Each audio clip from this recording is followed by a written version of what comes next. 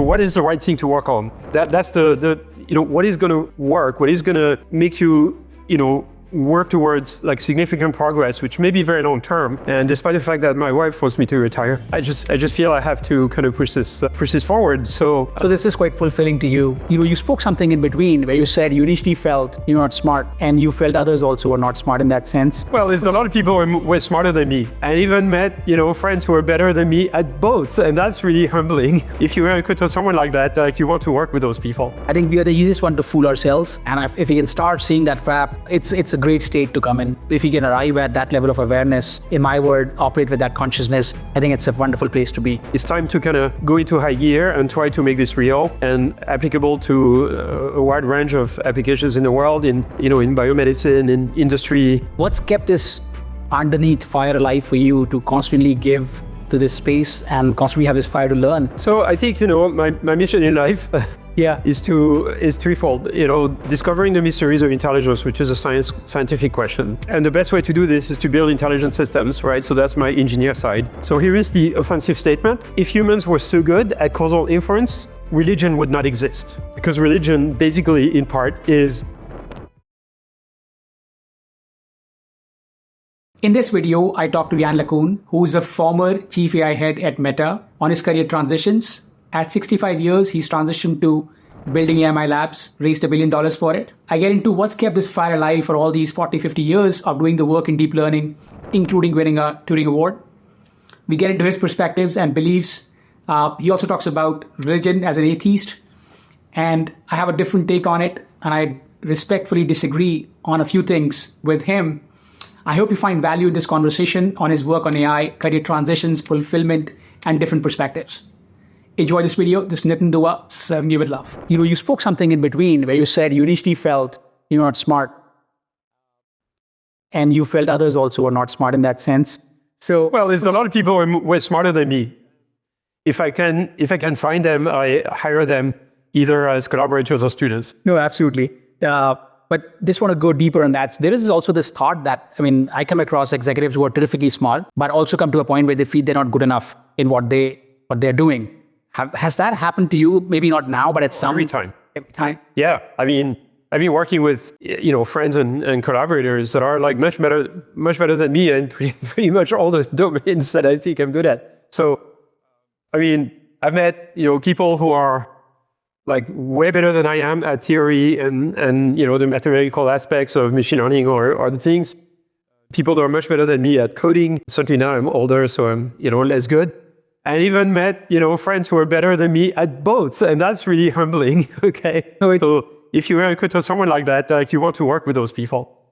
No, I think what I've been trying to sort of contribute to is sort of perceptual advances, right? So it's not necessarily, kind of the mathematics or the implementation, but it's the thing in between, which is like in conceptual advance. What is the right thing to work on? That's the what is going to work, what is going to make you, work towards like significant progress, which may be very long term. So for example, sometimes my early work is described, Yann's work is in, optical character recognition. I never had any interest in character recognition. What I was after was getting machines to learn. And the first example in the 1980s of what you could do with machine learning was twofold. Either you were going to do something like character recognition. You have to realize in 1983 or so, it's not like you could just plug a camera on a computer and grab images. So it was very complicated to get images into. I remember working with Dr. Bernie on the character recognition part back in the day. There was this project that he's working on pattern recognition. And that's what we started, right? How can we make the machines smarter on learning? That was the... But there was no internet, there was no cameras you could use, right? So there were like, there were like industrial scanners, there were line scanners, right? So there was some data sets that, you could get on tapes with characters, right? From the post office or from, bank checks or something like that. And the other domain where you had data was speech recognition. So I was... I focused on characters because that was the only thing that you can get data for, which was sort of perception, vision related. Speech, I thought, required more specific Aperture, so I didn't work on it. Some of my friends did. That's why I used characters. It's not because I was interested in the problem. I was interested in making progress with machine learning, machine perception, what we now call deep learning, which means, training a system to not just classify, but to learn to represent and extract features in a hierarchical way. And that's what led to convolutional nets. I was inspired by biology in doing this and, got some really good results in the late 80s, early 90s, actually deployed some, commercial practical applications for reading checks in the mid 90s. But by then the research community had no interest in neural nets anymore. And so then it took another 15, 20 years to kind of convince the community that those methods actually were working. Okay. So I see still one thing here, that your constant interest, you've transitioned different roles, right? Maybe you played the academia, you've also been in industry at Meta. Well, I spent the first 12 years of my career as, in industry research labs, at Bell Labs, AT&T Labs, then the NEC Research Institute for 18 months. Then I became a professor in 2003. I was 43, okay? And for about 10 years was just a professor, helped co-founding a few companies, but that was not my main livelihood. And then in 2013, joined what was then Facebook and started the industry research lab. And I thought I knew what I was doing because, I had worked at Bell Labs and sort of, got inspiration from that, but maintained my position also at NYU. So I had a foot in industry, a foot in academia. And I think that those two worlds are complementary. And so I find this dual affiliation really very, very fruitful. Yeah, no, absolutely. But I think most recently you've transitioned from Meta, and now I think you have a lab. So now I'm starting a company called AMI Labs, Advanced Machine Intelligence Labs. And I'm the executive chairman. I'm not the CEO because I'm not an operational person. Sure. And I'm not a particularly good manager. So I'm more into, kind of, science and technology, strategy and direction, scientific leadership and things like that. So that's the role that I had at Meta and which I'm going to continue having. I also keep my position at NYU to have the complementary. What's kept all these years? I mean, you've given at least 4 decades to this kind of work. I mean, it's been progressing. Some of it, as you said, have been repurposed, relabeled, but constantly, upgraded to understand, and observe what's happening around us in reality.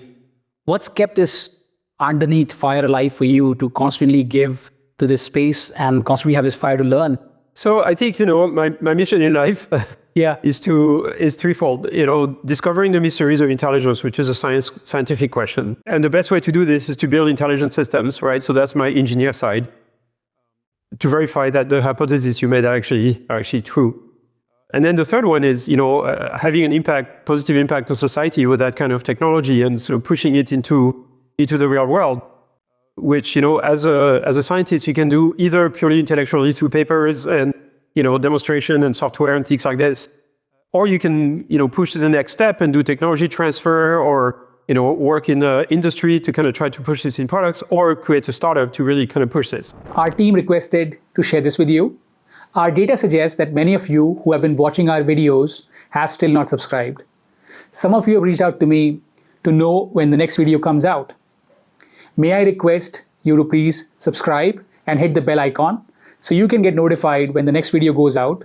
By subscribing, you also become part of our mission empowering professionals, helping progress in the careers, integrating health and mind and fulfillment. Please share this with someone who may find value in this. In the last 5 years, we've made some advances and discoveries on how to really push AI technology forward.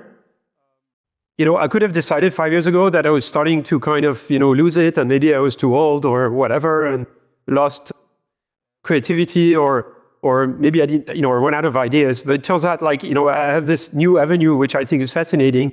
And despite the fact that my wife forced me to retire, I just feel I have to kind of push this forward. So this is quite fulfilling to you to constantly push the boundaries to understand the mysteries of the universe. That's right, and we've made progress in the technology of building AI systems that we think can understand the real world.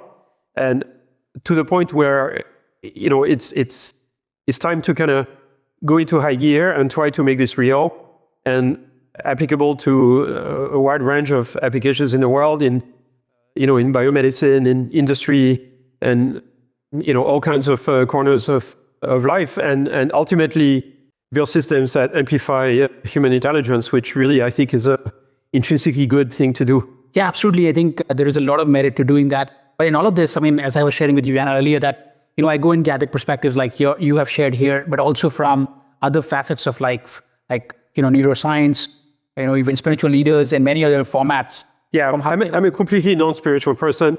I'm like, extreme rationalist. I'm, an atheist and everything. And I don't think there is anything particularly mysterious or magical about human mind or consciousness or anything like this. So yeah.